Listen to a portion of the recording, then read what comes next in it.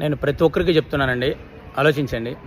ఈ మధ్యకాలంలో భక్తి ఎక్కువైపోయి పూజా మందిరంలో ఇష్టం వచ్చినట్టు ఫోటోలు పెట్టుకుంటున్నారు. ఓ 10-15 ఫోటోలు, 10-15 విగ్రహాలు. మీ పెద్దవాళ్ళ తరపున ఏదైనా దేవతార్చన వచ్చుంటే అవి పెట్టుకోండి. వాటికి నిత్యం ధూపదీప నైవేద్యాలు ఖచ్చితంగా చేయాలి. గుర్తుపెట్టుకోండి, మనం ఎన్ని విగ్రహాలు పెట్టుకుంటే అంత పూజలు ఎక్కువ చేయాలి. ఎందుకు అనంటే, మన ఇంటికి ఒక అతిథిని పిలిచినప్పుడు అతిథికి మనం ఖాళీ కడుపుతో ఉంచం కదా, భోజన తాంబూలాలు ఇవ్వాలి కదా. దేవతామూర్తులు కూడా అంతేనమ్మా, దేవతామూర్తులు కూడా అంతే. ఆలోచించండి, సింపుల్గా 1-2 పెట్టుకోండి. రోజు నిత్యం ధూపదీప నైవేద్యాలు చేసుకోండి. అది చాలా మంచి ఉత్తమమైన మార్గం.